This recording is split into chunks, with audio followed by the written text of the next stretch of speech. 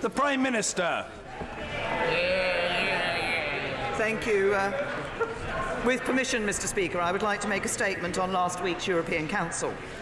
Before the Council, I wrote to President Tusk to seek formal approval for the legally binding assurances on the Northern Ireland backstop and alternative arrangements agreed in Strasbourg on the 11th of March.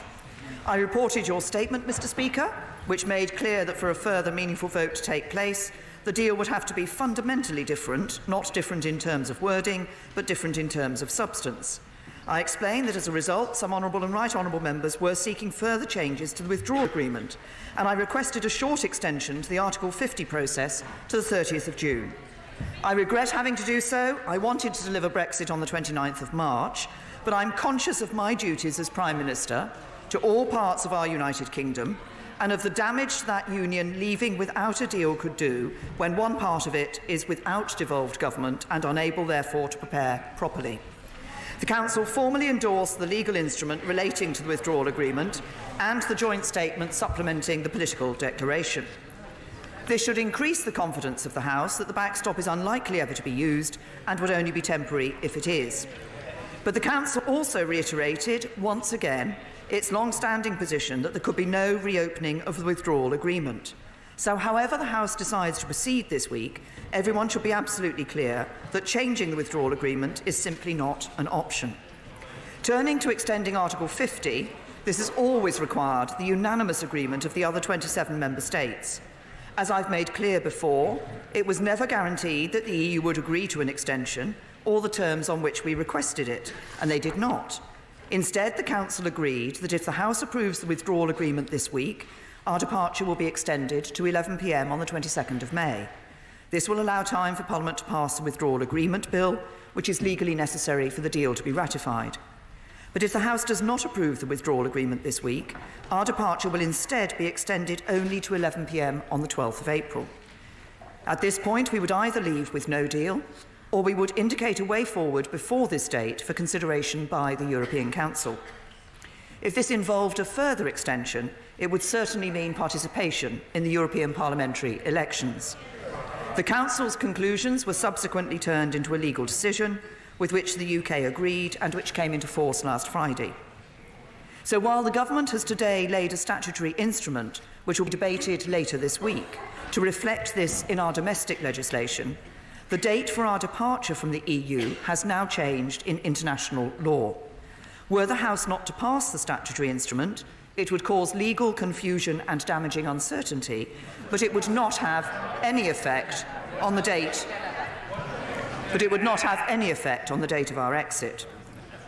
Mr. Speaker, I continue to believe that the right path forward is for the United Kingdom to leave the EU as soon as possible with a deal, now on the 22nd of May. But it is with great regret that I have had to conclude that as things stand, there is still not sufficient support in the House to bring back the deal for a third meaningful vote. I continue to have discussions with colleagues across the House to build support so that we can bring the vote forward this week and guarantee Brexit. If we cannot, the Government made a commitment that we would work across the House to find a majority on a way forward. The amendment in the name of my right honourable friend, the member for West Dorset, seeks to provide for this process by taking control of the order paper. I continue to believe doing so would be an unwelcome precedent to set, which would overturn the balance of our democratic institutions.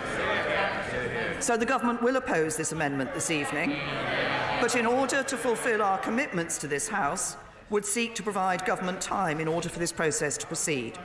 It would be for this House to put forward options for consideration and to determine the procedure by which they wish to do so. But I must confess that I am sceptical about such a process of indicative votes.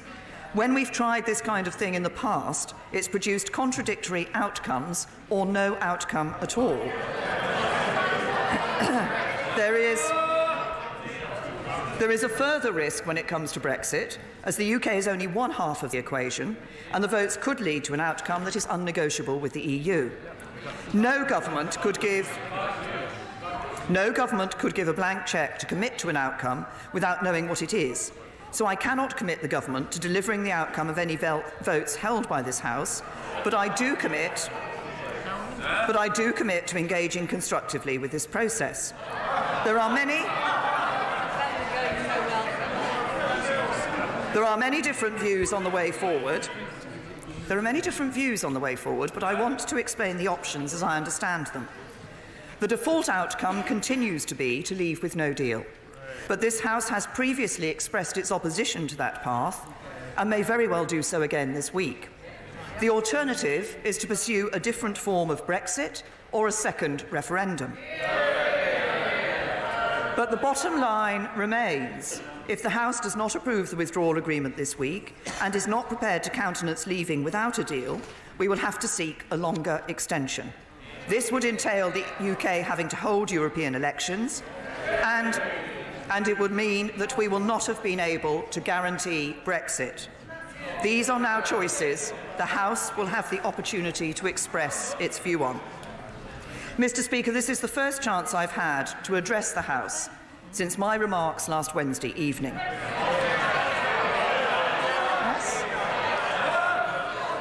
The House must calm itself. The Prime Minister is addressing the House and must be heard. Colleagues know from the record that they have a full opportunity to question the Prime Minister. The Prime Minister.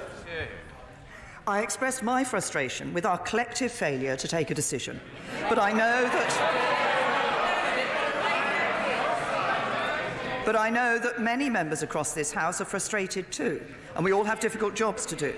People on all sides of the debate hold passionate views, and I respect those differences. I would also like to thank those colleagues, all of those colleagues that have supported the deal so far, and those that have taken the time to meet with me to discuss their concerns. I hope we can all agree we are now at the moment of decision, and in doing so we must confront the reality of the hard choices before us. Unless this House agrees to it, no deal will not happen. No Brexit must not happen, and a slow Brexit, which extends Article 50 beyond the 22nd of May, forces the British people to take part in European elections and gives up control of any of our borders, laws, money or trade, is not a Brexit that will bring the British people together. I know that the deal I've put forward is a compromise. It seeks to deliver on the referendum and retain trust in our democracy, while also respecting the concerns of those who voted to remain. But if this House can back it, we could be out of the European Union in less than 2 months. There will be no further extensions, no threat to Brexit, and no risk of a no deal. That, I believe, is the way to deliver the Brexit the British people voted for, and I commend this statement to the House.